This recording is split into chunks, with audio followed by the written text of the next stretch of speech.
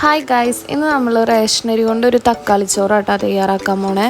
അതിനായിട്ട് ആദ്യം നമുക്ക് അരി വേവിച്ചെടുക്കാം. അരി നല്ലപോലെ കഴുകി കുക്കറിലിടുക. എന്നിട്ട് ഒരു 2 വിസിൽ കേട്ടോ. അരി വേവിക്കാൻ വെച്ചതിന് ശേഷം നമുക്ക് അതിലേക്കുള്ള മസാല തയ്യാറാക്കാം. അതിനായിട്ട് ഒരു ചീനച്ചട്ടി വെച്ച് ചൂടായി വരുമ്പോൾ വെളിച്ചെണ്ണ ഒഴിക്കുക. അതിലേക്ക് സവാള ചേർത്ത് കൊടുക്കുക. കുറച്ച് ഉപ്പും ചേർത്തിട്ട് നല്ലപോലെ സവാള വഴറ്റിയെടുക്കുക. സവാള നല്ലപോലെ വഴറ്റിയെടുക്കണം കേട്ടോ. കാരണം സവാള എത്രക്ക് വഴറ്റണോ അത്രയും ടേസ്റ്റ് നമ്മളെ ചോറിന് കിട്ടും കേട്ടോ.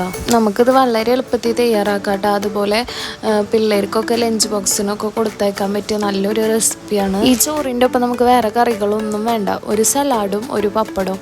ശരിക്കും ഇതിൻ്റെ മെയിൻ കോമ്പിനേഷൻ പപ്പടമാണ്. പപ്പടവും ഈ ചോറും അടിപൊളി. സവാളൊക്കെ വഴണ്ടി വന്നതിന് ശേഷം നമുക്ക് ഇഞ്ചി, വെളുത്തുള്ളി, പച്ചമുളക് ചതച്ചത് ചേർത്ത് കൊടുക്കുക. എന്നിട്ട് എല്ലാം കൂടി നല്ല പോലെ ഒന്ന് ഇളക്കി യോജിപ്പിക്കുക കേട്ടോ. അരി വേവിക്കുന്ന സമയത്ത് ഞാൻ ഒരു കാര്യം പറയാൻ മറന്നുപോയിട്ട്, അരി വേവിക്കുന്ന വെള്ളത്തിൽ കുറച്ച് ചെറുനാരങ്ങ പിഴിഞ്ഞൊഴിച്ചിട്ട് നല്ലപോലെ മിക്സ് ആക്കിയാൽ ചോറ് നമുക്ക് കുഴയാണ്ട് കിട്ടും. സവാളൊക്കെ വഴണ്ടി വന്നതിന് ശേഷം നമുക്ക് അതിലേക്ക് തക്കാളി ചേർത്ത് കൊടുക്കാം കേട്ടോ. എന്നിട്ട് എല്ലാം കൂടി നല്ലപോലെ മിക്സ് ചെയ്യുക. തക്കാളി നമുക്ക് നല്ല രീതിക്ക് ഉടഞ്ഞ് കിട്ടണം കേട്ടോ. ഞാൻ പിന്നെ പെട്ടെന്ന് സെറ്റാവാൻ വേണ്ടിയിട്ടാണ് തക്കാളിയൊക്കെ ചെറുതാക്കി അരിഞ്ഞിക്കണം. അപ്പോൾ പെട്ടെന്ന് നമുക്ക് തക്കാളി സെറ്റായിട്ട് കിട്ടും. തക്കാളിയൊക്കെ ഉടഞ്ഞ് വന്നതിന് ശേഷം മുളക് പൊടി, മഞ്ഞൾപ്പൊടി, അതുപോലെ മല്ലിപ്പൊടി, ഗരം മസാല, ചിക്കൻ മസാല എന്നിവ ചേർത്തിട്ട് മിക്സ് ചെയ്തെടുക്കുക കേട്ടോ. നല്ലപോലെ പൊടികളൊക്കെ ഇട്ടതിന് ശേഷം അതിൻ്റെ പച്ചമണം പോണ വരെ ഒന്ന് മിക്സ് ചെയ്തെടുക്കുക കേട്ടോ.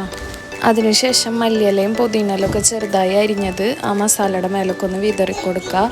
എന്നിട്ട് എല്ലാം കൂടെ നല്ലപോലെ ഒന്ന് മിക്സ് ചെയ്തെടുക്കുക കേട്ടോ. പിന്നെ പൊടികളൊക്കെ ചേർക്കുന്ന ടൈമിൽ തീയൊന്ന് നന്നായി കുറച്ചിടുക കേട്ടോ. കാരണം പൊടികളൊക്കെ കരിഞ്ഞു കഴിഞ്ഞാൽ പിന്നെ ആ ടേസ്റ്റ് പോകും. നമ്മൾ വേവിച്ച് വെച്ചിരിക്കുന്ന അരി ആ മസാലയ്ക്ക് കുറച്ചായിട്ട് ആഡ് ചെയ്ത് കൊടുക്കുക കേട്ടോ. എന്നിട്ട് ചോറും ആ മസാലയും കൂടിയിട്ട് നല്ലപോലെ മിക്സ് ചെയ്തെടുക്കുക കേട്ടോ. മസാല ഒക്കെ താഴ്ന്ന് ചോറിക്ക് ആവണ വിധത്തിൽ നല്ലപോലെ മിക്സ് ചെയ്തെടുക്കുക കേട്ടോ. മിക്സ് ചെയ്തെടുത്തതിന് ശേഷം ഞാൻ മേലെ കുറച്ച് മല്ലിയിലയും പുതിനയിലൊക്കെ ഒന്ന് വിതറി കൊടുക്കുന്നുണ്ട് കേട്ടോ. അപ്പോൾ ഇവിടെ നമ്മൾ തക്കാളി ചോറ് തയ്യാറായിട്ടുണ്ട്. അപ്പോൾ എല്ലാവരും ഒന്ന് ട്രൈ ചെയ്ത് നോക്കുക. പിന്നെ പിള്ളേർക്ക് ലഞ്ച് ബോക്സിലൊക്കെ വെക്കാൻ പറ്റിയ നല്ലൊരു റെസിപ്പിയാണ്. കാരണം കറികൾ ഒന്നും വേണ്ടല്ലോ.